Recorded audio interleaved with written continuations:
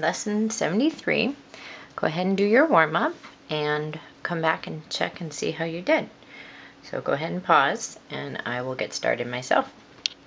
Okay, so I have a positive and a negative number and they're being added together. So the 25 wins, so it's going to be a negative number, and the 10 or the 15 is taken away from the 25, and so we get negative 10. Okay, 8.75 times 10 to the positive 3. That means this number is going to become bigger.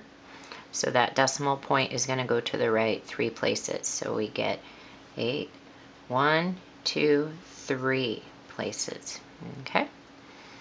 Now this one, we could say this is the same as 25 over 75. And 25 over 75 is 1/3. So that's one way to think of it, right? This is 1/3. Okay, so 1 times 12 is 12. 3 times 12 would be 36. Or 36 divided by 12 is 3. 12 divided by 12 is 1. Or we could have done the cross product. 12 times 3 equals x times 1. Okay, and that's how we do proportions. On letter D, it says first double the 3.5, which would make 7, and halve the 18. So we can double this one if we have this one, so that would be 7 times 9, which is 63. All right, we're going to, oh, I have a typo. I did this G out of there. Okay, so 500 milliliters to liters. Okay, well, there are more milliliters in a liter than liters in a milliliter. So we're going to go, because this was on the far right side, we're going to go to the left. You know, when I had the units all in a row, and so it's going to become 0.5 liters. Okay, 66 2/3 is the same as 2/3 of, well, percent is the same as 2/3 of 36.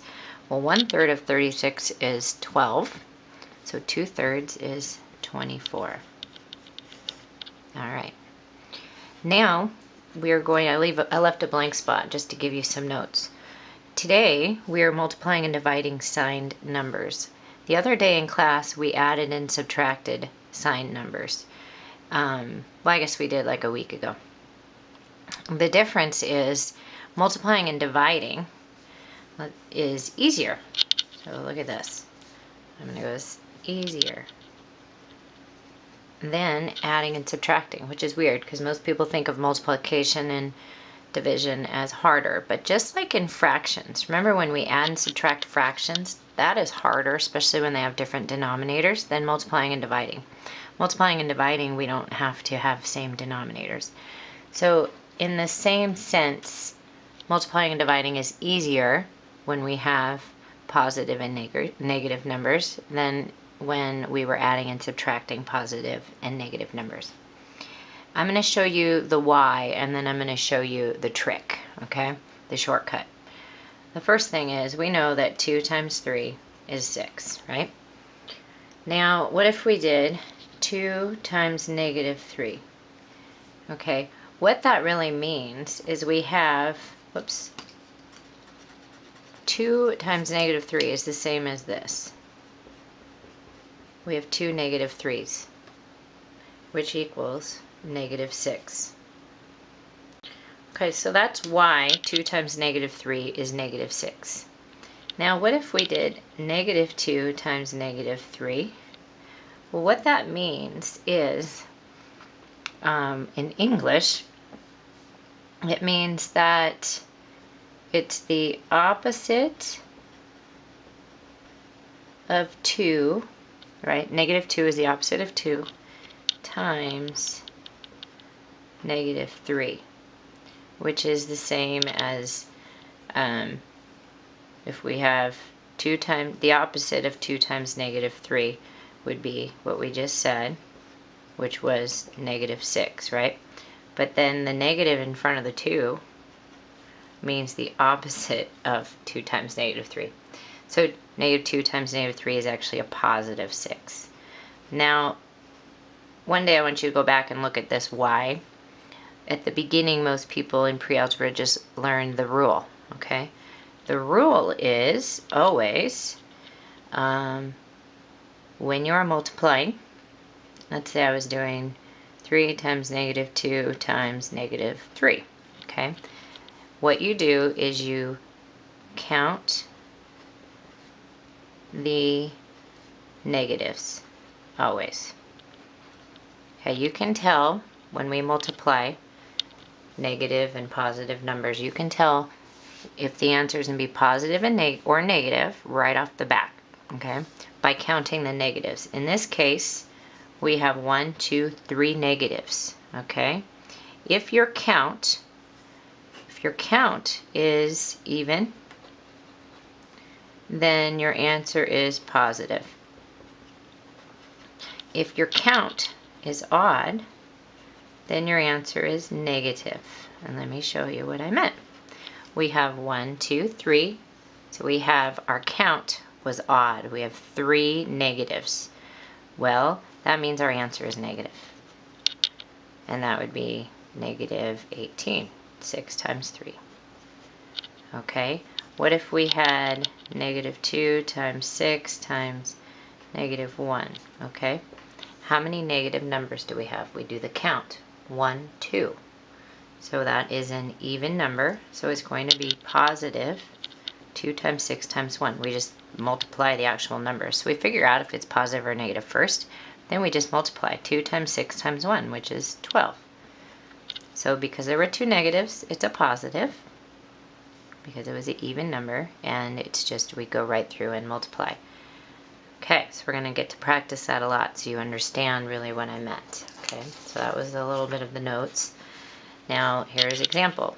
Positive 8 times positive 4. Okay, how many negatives do we have? We have 0. Okay, 0 is an even number, so the answer to this is positive, and you've done that forever. So it's positive 32, because 8 times 4 is 32. In fact, all of these are going to be 32. It's just whether or not it's going to be positive or negative or not. Okay, now we have 1 negative, which is an odd number, so that means it's going to be a negative. Here we have another 1 negative, odd number, it's going to be a negative answer. 2 negatives is an even number, so it's going to be positive 32. Okay, and the same works for division. Okay, the book shows you some of the reasons why, but like I said, I really want to make sure we get the rule, and then we will work on understanding. Okay, so again, I can tell if this is going to be positive or negative. It's going to be positive because we have we have 0 negatives, so it's an even number, it's going to be positive. So 8 divided by 4 is 2. In fact, these are all 8 divided by 4, so the answer to all of these is 2. We just don't know if it's positive or negative, so let's look. Okay, we have 1 negative, and that's an odd number, so it's going to be a negative answer. Here we have 1 negative, so it's going to be a negative answer. Here we have 2 negatives, so that's an even number, it makes it positive. Now the problem with this seemingly easy rule is that your brain will probably want to start mixing up this rule with adding and subtracting. Okay? When we did, just for example, let's say we did negative 8 plus negative 4. Okay? You might now go, oh, I see 2 negatives, so this is going to be a positive answer. That's not true. That's only for multiplication and division. This one is, they have the same sign, so if they have the same sign, that sign is going to be in the answer, and we combine them. Okay, so be careful. I was going to try and make a big face or something.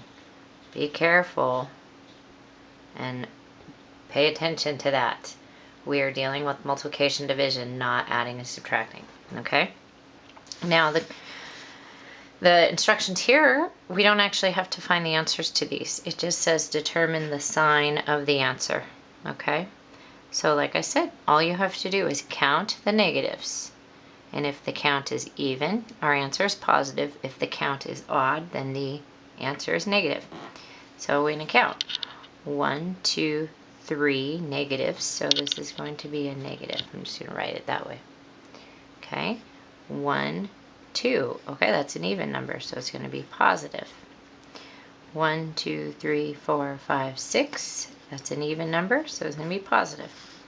1, 2, 3, 4, 5. That is going to be negative. One reason why is you will hear that two negatives make a positive. So whenever you have pairs of negatives, they make a positive. So if you have, here's a pair, that's why odds and evens makes a difference, because if you have an odd man out, it means it's in the negative, it's going to be negative. Because I don't see your faces, I don't know if you're getting this. So I will be asking you next week. All right, so let's do this example. We've got 4 ones to try. I want you to go ahead and try. Find the answers to each of these, okay? Notice they are all, well, these two look the same, but they're not. And go ahead and try them, okay? And you can pause. And now, now that you're unpausing, I'm assuming you did these. Okay, so we've got -3. Because we have one negative in the problem, so the answer is going to be negative. 12 divided by 4 is 3. This one has 2 negatives, which is an even number, so it's going to be +3. Okay, this one's going to be -18 because there was one negative. This is two negatives, so it's going to be +24. Now we don't need to write positive in front of it because that's assumed, and like I said, mathematicians don't want to have to spend time writing stuff that would be extra. They just want you to accept that. Okay, now you've got your practice. Go ahead and do it. And you can turn this back on to see if you get it right. I'll try and rush through it fast as well because, again, it's just straight up multiplying and dividing and counting the number of negatives, okay? All right, so this is -21 because we had one negative. This is -32 because we have one negative. This is +40 because we don't have any negatives. This is +24 because we have 2 negatives. This is -5 because we have one negative. This is +9 because we have 2 negatives. This is -7, and this is 5, and this is -15. Okay, and I didn't show you any of that. Sorry. Okay, so there you have it. This should feel pretty easy because it is. When it gets hard is when we start combining, adding and subtracting with multiplying and dividing, okay? So, not too bad. It's just when we put it together with the other stuff you've learned, it could be a little confusing. Okay, good job, and we will see you at the